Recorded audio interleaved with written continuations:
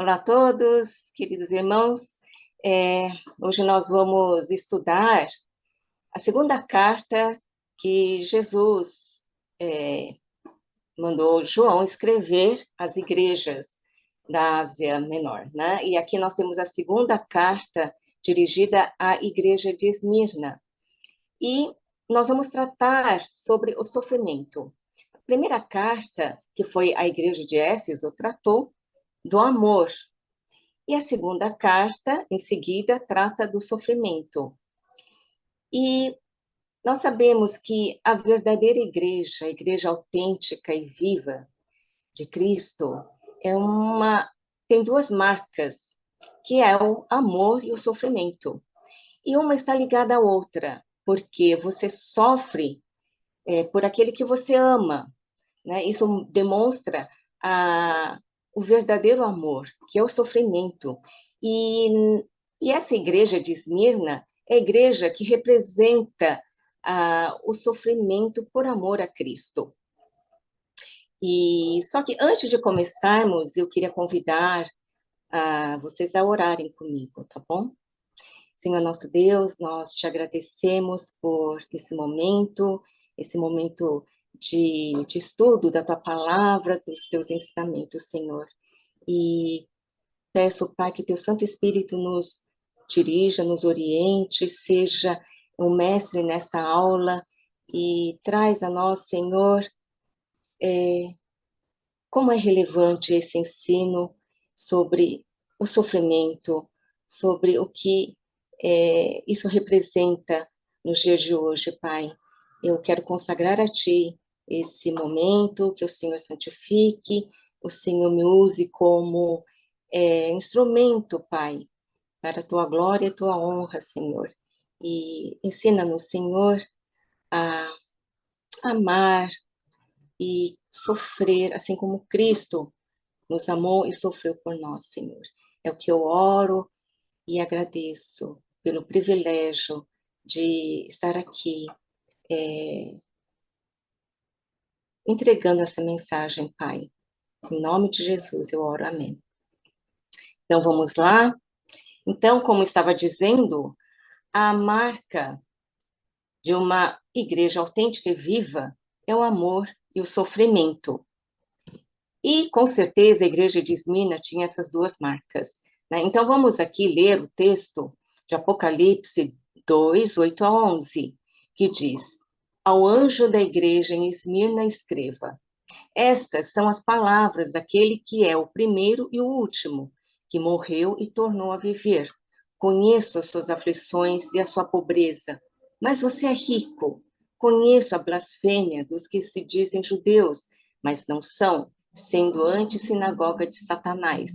Não tenha medo do que está prestes a sofrer. O diabo lançará alguns de vocês na prisão para prová-los, e vocês sofrerão perseguição durante 10 dias. Seja fiel até a morte, e eu lhe darei a coroa da vida. Aquele que tem ouvidos, ouça o que o Espírito diz às igrejas. O vencedor, de modo algum, sofrerá a segunda morte. E essa é a carta que Jesus manda enviar para Esmirna, porque Jesus sabia do que eles estavam passando, eles passaram, estão passando e ainda vão passar. E que não era para eles ficarem ansiosos, aflitos e com medo. E aqui nós vamos desenvolver essa mensagem. Antes, nós temos que, então, conhecer a cidade de Esmirna, né? A cidade de Esmirna é uma das cidades da Ásia Menor. Ela é próxima a Éfeso, a uns 56 quilômetros de Éfeso. Fica aqui no Golfo do Mar Egeu, aqui no Mar Egeu, na costa do Mar Egeu, e era uma cidade considerada a mais linda da Ásia Menor, considerada a flor, né, da Ásia. E ela rivalizava com Éfeso em sua importância. Ela tinha um porto, e onde tem um porto, normalmente, então tem muito comércio, tinha exportação. Era uma cidade, além de linda, rica, muito rica, né? por conta do comércio. E por conta disso, provavelmente muitos judeus foram habitar em Esmirna. E, além disso, a Esmirna era uma cidade fiel a Roma. Tão fiel que, além de tantos templos pagãos que eles tinham um templo dedicado ao rei, ao deus do vinho, né, o Baco. E, fora isso, no ano 26 depois de Cristo, eles entraram numa concorrência com todas as cidades da Ásia para ver quem iria ter o privilégio de erigir um templo ao imperador Tibério. E quem ganhou foi Esmirna, teve esse privilégio, então, de construir esse templo ao imperador de Roma. E, então, era uma cidade que dedicava toda a lealdade a Roma. E é nesse contexto que a igreja de Esmirna foi construída ali. Então, imagina você uma igreja fiel a Cristo, numa cidade onde todos eram fiéis a Roma. Bom, dito isso, então nós vamos ver as características dessa igreja de Esmirna. Ela era uma igreja pobre. Então, olha o contraste. Era uma igreja pobre numa cidade muito rica, né? E muito provavelmente eles empobreceram por conta da sua lealdade a Cristo, porque aí muitos não faziam negócios com os cristãos, né? Tinham esse preconceito. Eles muito provavelmente perderam muito dos seus bens, muitas vezes compartilhando com os outros irmãos que não tinham, e, enfim, eles se tornaram pobres numa cidade muito rica. Não, muitos talvez não quisessem negociar, ou eles não quisessem negociar de forma inescrupulosa, deixaram de ter seus lucros e ganhos por conta disso, né? Eles enfrentavam uma perseguição por conta dessa lealdade, dessa fidelidade a Cristo. E sabemos que eles eram muito perseguidos, principalmente pelos judeus, e que, né, tinham é, muita raiva dos cristãos desde a época de Cristo, sempre foram muito perseguidos, e aqui não foi diferente. Os judeus, inclusive, caluniavam muito, né? Mentiam sobre a vida dos cristãos. Bom, e a igreja, então, é uma igreja fiel e uma igreja vitoriosa. E essa vitória, nós vamos ver mais adiante. O que essa vitória significa? Esmirna era uma cidade que tinha muitos jogos, sediavam jogos. Então, essa ideia de ser vitorioso, né, eles praticavam esses jogos, competiam para conseguir, no final, ganhar uma coroa, né, aquela coroa de louros, que era perecível, que não durava. Mas a igreja aqui, vitoriosa, ela iria ganhar uma coroa, a coroa da vida, que é eterna, que não perece, né? Então, é essa igreja de Esmirna. E aqui Jesus fala assim: eu conheço as suas aflições, eu conheço as suas tribulações. E essas tribulações não é de dentro, né? Vem de fora, vem daqueles que perseguiam a sua igreja, a igreja de Cristo. Então, o que acontecia com eles? Eles eram presos, eles eram perseguidos, muitas vezes jogados numa prisão, e muitos deles, inclusive, perdiam suas vidas, né? Eles eram jogados nas arenas por causa da sua fé, não queriam negar a Cristo, e tornavam-se pobres, e fora as calúnias, né? Sabemos que os cristãos, naquela época, eram perseguidos por serem fiéis a Cristo, ao ponto de eles não, além de não negar, eles praticavam todas as ordenanças que Cristo mandava. Então, eles faziam a ceia de Cristo. E nessa ceia, o que que era? Era, teoricamente, né, assim, comer a carne, no partir do pão era carne de Cristo, e beber o sangue que era, beber né, o vinho que era o sangue de Cristo. Então, era carne e sangue. E aí, os judeus falavam assim que eles praticavam canibalismo, né? E aí, eles eram presos, eram torturados, ou então eles, bom, então tinha todo essas dificuldades, né, na pobreza também, inclusive o bispo, muito conhecido, o bispo Policarpo de Esmirna, ele foi o discípulo de João, né, conheceu João desde muito novo, foi discípulo de João, e provavelmente ele foi, então, o bispo que dirigia essa igreja em Esmirna, e ele leu essa carta que Jesus mandou. E quando ele tinha 86 anos, ele foi preso e mandaram que ele negasse a Cristo, e o que ele, com certeza, se recusou. E ele disse, em 86 anos, eu estive com Cristo, com meu Senhor, e nada me faltou. Como eu posso agora negar a Ele, ao meu Senhor, né?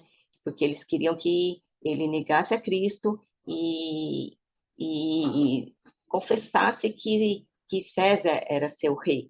Então ele falou que não. E eles falaram, não, então nós vamos te jogar as feras. E ele disse, mande as feras. E então as feras não ameaçavam ele, então vamos queimá-lo vivo. Inclusive os judeus que estavam ali ajudaram a catar a lenha para fazer essa fogueira, para queimá-lo vivo. E ele disse assim, eles ainda falavam, confessa, confessa que César é teu rei, teu Deus, e negue a Cristo. E ele falou, esse fogo que vocês vão atear, vão me queimar por 1 hora. E o que que é isso? Perder a vida num fogo que queima por 1 hora é melhor do que perder a vida eterna e queimar no fogo do inferno para toda a eternidade, né? Então, e aqui Cristo diz: eu conheço todas essas aflições, porque eu ando no meio da igreja. Eu não conheço assim, né? Às vezes a gente fala assim, eu conheço, mas não conhece profundamente. Aqui não, que Cristo fala, eu conheço a intimidade, eu sei o que você sofre. Não é que eu não sei, eu conheço as mazelas que você está passando, a sua pobreza, eu conheço essa perseguição toda que você está sofrendo, porque eu estou com vocês, eu ando no meio da minha igreja. Então, nós temos aqui um chamado ao sofrimento, né? Na verdade, não é um chamado, assim, venha sofrer, mas é uma consequência muito natural quando você é fiel a Cristo, quando você segue a Cristo, mesmo porque Jesus foi um exemplo desse amor e sofrimento por nós, né? Jesus nos amou tanto e se entregou a esse sofrimento. Ele foi, então, o primeiro de todos. Ele sofreu, se sacrificou, ele foi caluniado, foi açoitado, sofreu prisão e, no fim, ele sofreu a morte da cruz. Então, se ele é o nosso mestre e ele sofreu tudo isso, quem somos nós, seus discípulos, e vamos viver sem nenhum sofrimento? Né? Na verdade, é um privilégio quando Paulo fala que ele sofreu tudo que ele sofreu. Se nós formos ver o sofrimento dele, né, dá até para ficar com medo, né? Porque olha só o que ele sofreu. Ele sofreu naufrágio, ele sofreu no mar, no rio, em terra, ele foi preso, ele foi apedrejado, ele foi açoitado diversas vezes, ele sofreu de doenças, e tudo isso ele considera nada. Ele fala que ele teve o privilégio de sofrer tudo isso, né? Assim como em Atos, Pedro e João, quando foram presos também, foram né, levaram chibatadas e tudo mais, eles cantaram louvores de alegria, falaram que estavam felizes, alegres, né, por estarem sofrendo em nome de Cristo. Então, esse é a verdadeira igreja, que se alegra no sofrimento por amor a Cristo.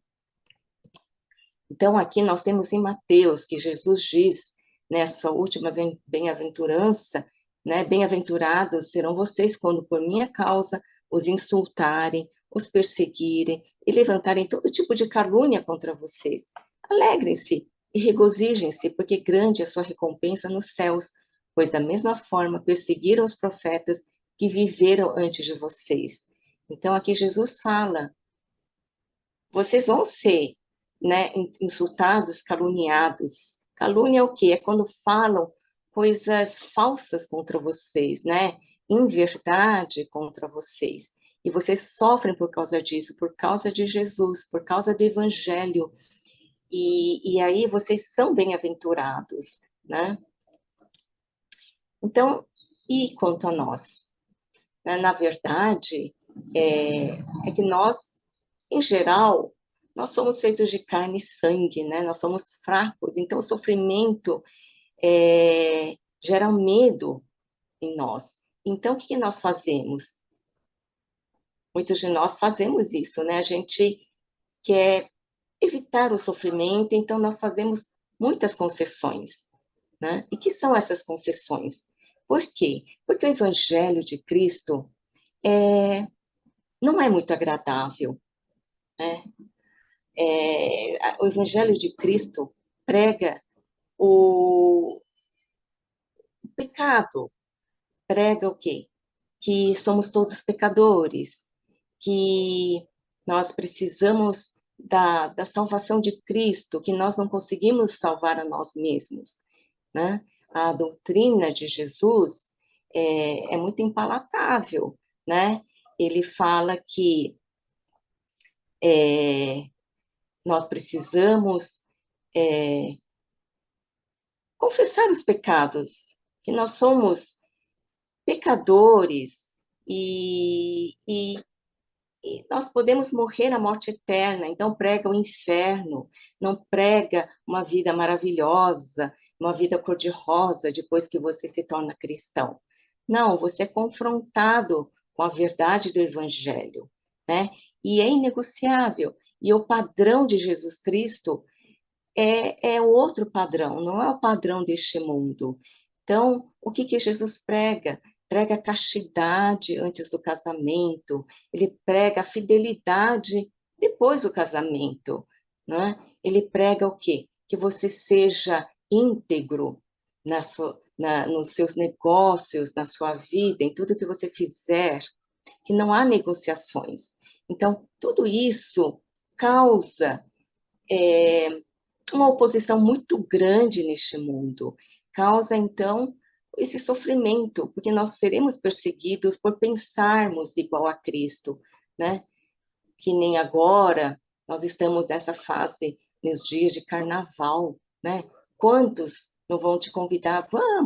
Vamos pular o carnaval, vamos nos divertir. Você vai fazer o quê? Né? Muitas vezes você vai recusar e tal, e você vai ser taxado de uma pessoa intolerante, uma pessoa que julga, uma pessoa que às vezes vão te chamar de hipócrita e tudo mais, né? E nessas horas, o que nós temos que fazer? Ser fiéis a Cristo. Nós temos que seguir a santidade de Cristo, o padrão de Cristo, né? E aí Jesus fala assim, mas não tenhas medo do que você está prestes a sofrer e seja fiel à morte. Porque Jesus sabe de tudo que está passando. Ele sabe do que nós vamos passar, né, de sofrimento sendo fiel a Ele. Então ele fala, não tenhas medo. É uma ordenança de Jesus.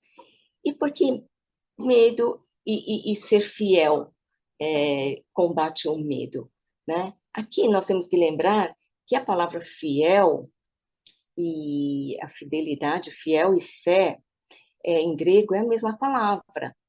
E nós temos na Bíblia que diz, né? o salmista fala assim, e quando eu estiver com medo, confiarei em ti. Então, mostra que quando nós temos a fé, nós não teremos medo, que a fé expulsa o medo. Então, se você é fiel, a fidelidade é fiel, a fé, aliás, a fé vai gerar fidelidade em você. E se você é fiel, você não terá medo da morte. E essa morte não é aquela morte que você vai viver até você morrer, né, na sua velhice, ou até o dia que você morrer. Não, é fiel até a morte. Essa morte é, se necessário, por causa da sua fidelidade, você vir a morrer. Então, não tenha medo. Mas como, né? A gente pode ter tanta confiança em Cristo de que não sofreremos, de que não teremos medo. Porque Jesus Cristo é digno de nossa confiança quando nós sofremos. Então, aqui nós vamos ver as 7 verdades sobre Cristo, de por que nós podemos confiar nele e não ter medo. Por quê? Aqui ele fala que ele é eterno, né? Aqui no versículo 8, ele fala que ele é o primeiro e o último, e que morreu e tornou a viver. Aqui, para a igreja de Esmirna, eles conseguem entender isso que Jesus disse, né? Que ele é o primeiro, o último, assim como Deus, no Antigo Testamento, se revelou como Alfa e Ômega. Jesus é o primeiro de eternidade a eternidade. Antes de existir qualquer coisa, ele já estava lá. Depois que nós morremos, Jesus permanece lá e ele nunca vai mudar. Ele não muda, tudo muda, mas ele não muda, né? E ele fala que ele morreu e tornou a viver, que ele é vitorioso. E para a igreja de Esmirna, para a cidade de Esmirna, eles entendem isso. Por quê? Porque a cidade de Esmirna, na verdade, no ano 600 a.C., ele foi totalmente destruído pelos líbios, né? Totalmente destruído. E somente depois, em aproximadamente 200 anos antes de Cristo, um dos generais do Alexandre Magno, ele reconstruiu, ele tomou e reconstruiu toda a cidade de Esmirna. E aí, a cidade que estava morta tornou a viver. Então, eles conseguiam entender isso, né? Que Jesus também ele morreu, mas tornou a viver porque ele morreu e, no terceiro dia, Jesus ressuscitou para viver a vida eterna. Nós vivemos para morrer, nós morremos, mas Jesus morreu para viver. E essa ressurreição, que a vitória sobre a morte, né, ele nos tira o medo, porque Jesus venceu a morte, ele venceu o diabo, aquele que tinha o poder da morte. E com ele, então, estão as chaves do inferno e da morte. Então, nós não temos que temer a morte, porque Jesus venceu essa morte por nós, né? E aqui diz que ele é onisciente, eu conheço as suas aflições. Eu não conheço assim por cima, não, eu conheço verdadeiramente, porque ele é onisciente. Jesus sabe aqui, porque ele diz que conhece, né, as nossas aflições e a pobreza, e ele conhece, sabe, que ainda vamos sofrer, né?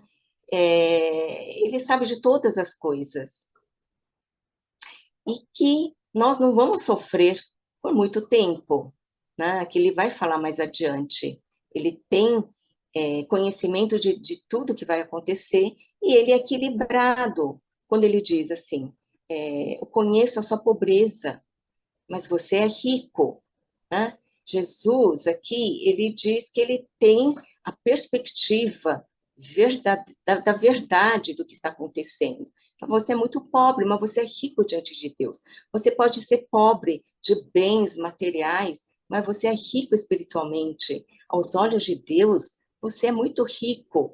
E assim como Jesus tem uma visão clara do que são os judeus, né, naquela cidade, Jesus diz, conheço a blasfêmia dos que se dizem judeus, mas não são, sendo antissinagoga de Satanás. Judeus aqui, eles eram somente judeus por fora, porque o verdadeiro judeu, aquele que é circuncidado no coração, ele foi para bem, ele foi um povo escolhido por Deus para abençoar, né, a todos, a humanidade toda, mas aqui não. Eles são o quê?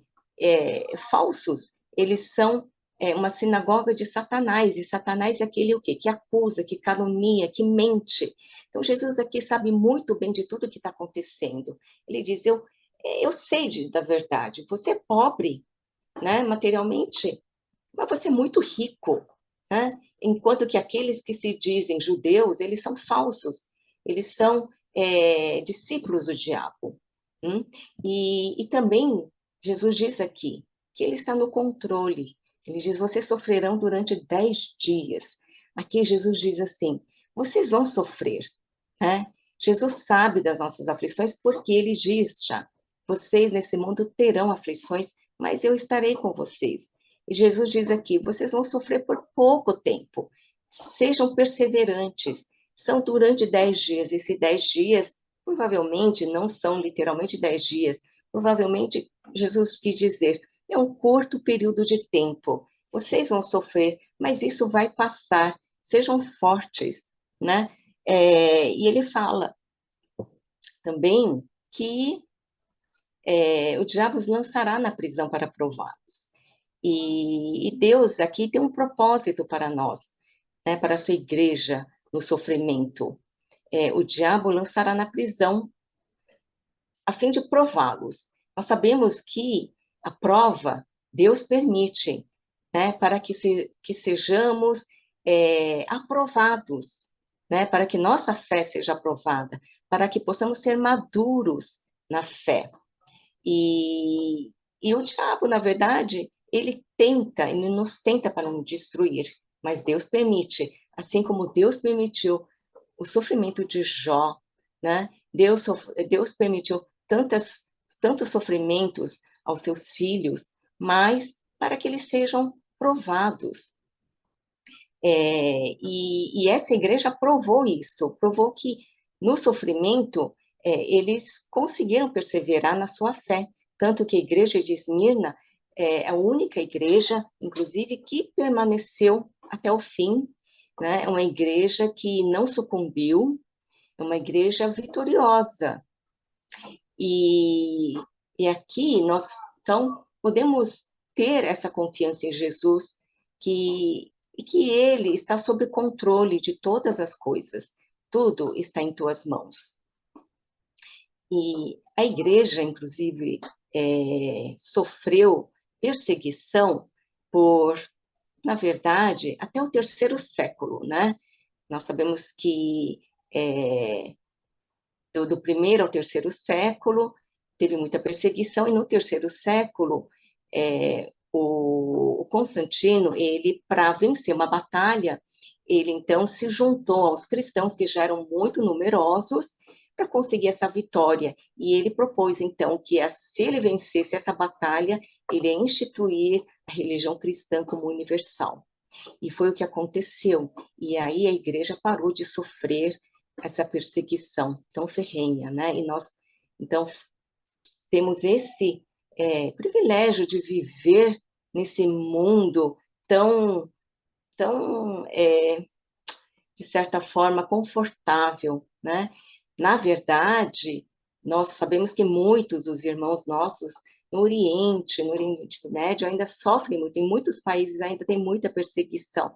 Então, essa é uma mensagem, né, para esses irmãos e para nós. Nós não sofremos, talvez, essa perseguição tão direta, né, tão horrenda assim, de morrer assim, mas nós sofremos também perseguição, aquela perseguição velada, né?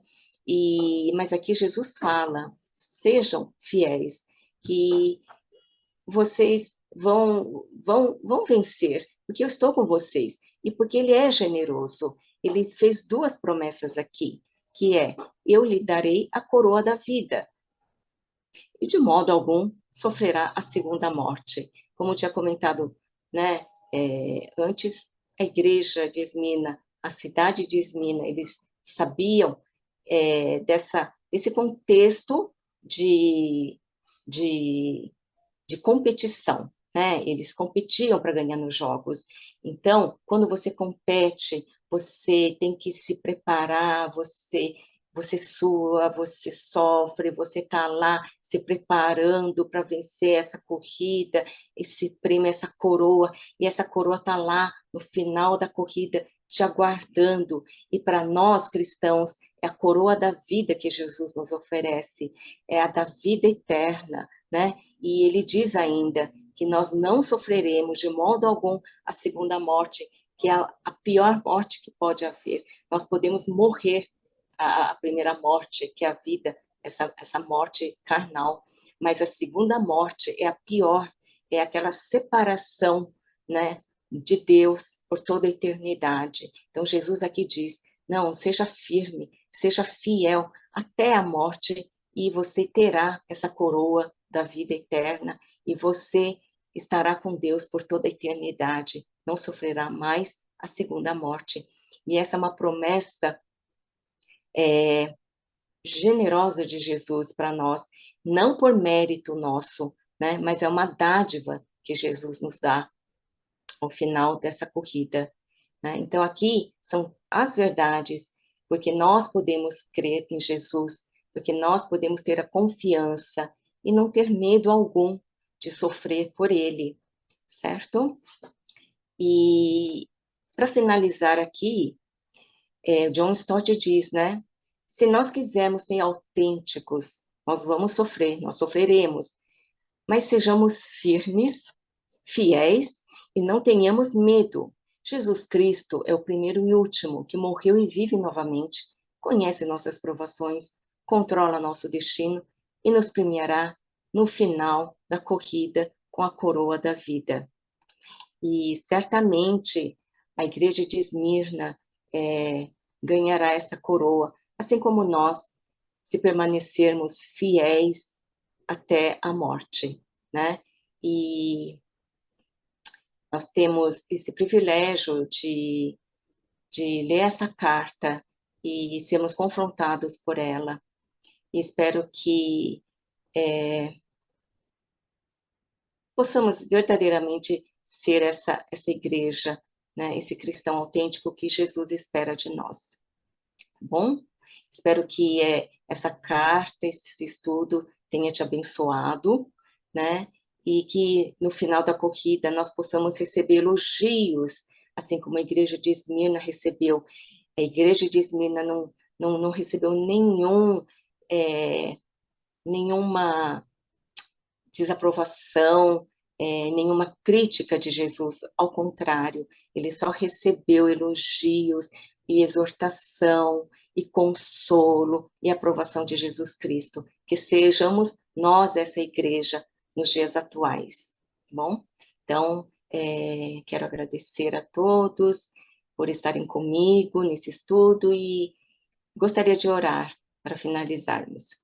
Senhor nosso Deus, nós te agradecemos, ó Pai, por essa carta tão maravilhosa, tão, tão consolador, Senhor, sabermos que o Senhor está conosco, não importa o que vamos passar, seja sofrimento, ou calúnia, ou perseguição, ou qualquer outra adversidade, Pai, sabemos que podemos nos alegrar em Ti, e que se nada temos, Senhor, nada somos, nada temos aqui na terra, nós somos ricos em Ti, ricos nas suas, nos seus tesouros, Pai, seus incontáveis tesouros que o Senhor tem preparado para nós, Senhor. E nós te agradecemos, Pai, por esse privilégio, Senhor, de conhecer essa igreja e